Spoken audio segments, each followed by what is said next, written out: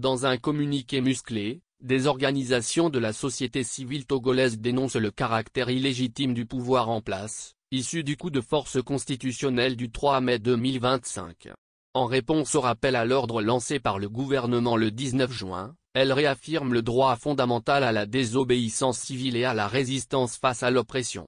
Citant la constitution togolaise, des textes internationaux et des références philosophiques majeures, elles appellent les forces de sécurité à protéger les manifestants et mettent en garde contre toute violation des droits humains.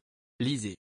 Mise au point des OSC en réponse au communiqué du gouvernement du 19 juin 2025 portant rappel des règles, conditions et modalités applicables en matière d'organisation des réunions et manifestations pacifiques publiques et appel aux forces de sécurité à protéger les manifestants. 1. Dans un État, il existe un contrat dans lequel les citoyens abandonnent, au profit de la collectivité, la plupart de leurs droits antérieurs, à l'exclusion cependant de ceux leur appartenant naturellement, qui sont inaliénables, et parmi lesquels figure le droit de se défendre en résistant à l'oppression. Aristote n'énonçait-il pas dans sa théorie générale de la politique que quand les hommes qui gouvernent sont insolents et avides, on se soulève contre eux et contre la Constitution qui leur donne de si injustes privilèges. Et la scolastique a démontré l'existence d'une règle de droit immuable qui dispense les gouvernés de leur devoir de soumission et autorise leur révolte contre les gouvernants despotiques. Jean-Jacques Rousseau, dans son Contrat social, préconise la dissolution de l'État et l'abolition des privilèges, lorsque le prince abuse du pouvoir, de sorte qu'à l'instant que le gouvernement usurpe la souveraineté, le pacte social est rompu, et tous les simples citoyens, rentrés de droit dans leur liberté naturelle, sont forcés, mais non pas obligés d'obéir. 2. La Déclaration universelle des droits de l'homme énonce au paragraphe 3 de son préambule qu'il est essentiel que les droits de l'homme soient protégés par un régime de droit pour que l'homme ne soit pas contraint, en suprême recours, à la révolte contre la tyrannie et l'oppression. L'article 150 de la Constitution togolaise du 14 octobre 1992 dispose que, en cas de coup d'État, ou de coup de force quelconque, pour tout Togolais, désobéir et s'organiser pour faire échec à l'autorité illégitime constitue le plus sacré des droits et le plus impératif des devoirs. L'article 45 de cette même Constitution énonce que, tout citoyen a le devoir de combattre toute personne ou groupe de personnes qui, change ou, tenterait de changer par la force l'ordre démocratique établi par la présente Constitution. 3. Ces dispositions de la loi fondamentale du Togo sont les pendants de l'article 2 de la Déclaration des droits de l'homme et du citoyen du 26 août 1789 en France, selon lequel, le but de toute association politique est la conservation des droits naturels et imprescriptibles de l'homme. Ces droits sont la liberté, la propriété, la sûreté, et la résistance à l'oppression. L'article 20 de la loi fondamentale pour la République fédérale d'Allemagne portant sur les fondements de l'ordre étatique quant à lui, est plus explicite. 1. La République fédérale d'Allemagne est un État fédéral démocratique et social. 2. Tout pouvoir d'État émane du peuple.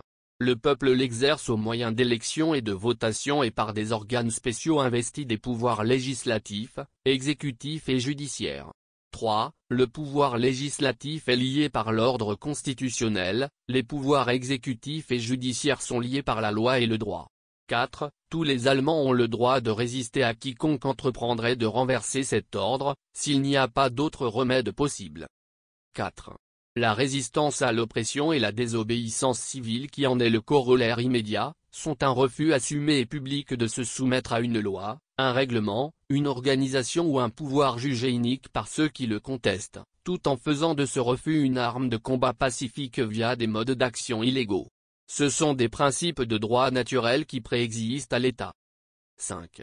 Il en découle que les autorités gouvernementales actuelles au Togo, issues du coup d'État constitutionnel du 3 mai 2025, se sont rendues complices et coupables du crime imprescriptible de renversement du régime constitutionnel. À cet effet, elles n'ont ni la légalité ni la légitimité requises pour recevoir une déclaration préalable en vue d'une manifestation. 6. Il n'est pas inutile de rappeler que le gouvernement togolais est responsable du grand désordre juridique qui prévaut dans le pays en ce moment.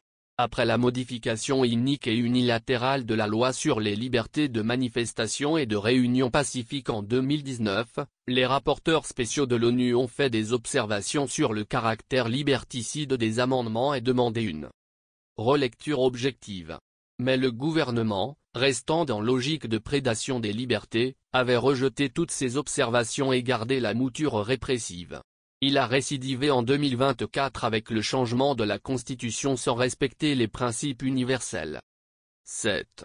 En conséquence, le communiqué du gouvernement en date du 19 juin 2023 étant non avenu, les organisations de la société civile signataires invitent les forces de sécurité et de maintien d'ordre à développer une fibre patriotique et à veiller à l'encadrement et à la protection des manifestants. 8. Les organisations de la société civile signataires attirent rigoureusement l'attention des forces de défense et de sécurité les dispositions pertinentes de l'article 21 de la Constitution du 14 octobre 1992 suivant lesquelles, la personne humaine est sacrée et inviolable. Nul ne peut être soumis à la torture ou à d'autres formes de traitement cruel, inhumain ou dégradant. Nul ne peut se soustraire à la peine encourue du fait de ces violations en invoquant l'ordre d'un supérieur ou d'une autorité publique. Tout individu, tout agent de l'État coupable de tels actes, soit de sa propre initiative, soit sur instruction, sera puni conformément à la loi. Tout individu, tout agent de l'État est délié du devoir d'obéissance lorsque l'ordre reçu constitue une atteinte grave et manifeste au respect des droits de l'homme et des libertés publiques. 9. Les organisations de la société civile signataire travaillent d'ores et déjà avec le collectif des avocats pour la démocratie, l'état de droit et les droits de l'homme pour que tous actes de violation, de violence et de répression ne restent pas impunis.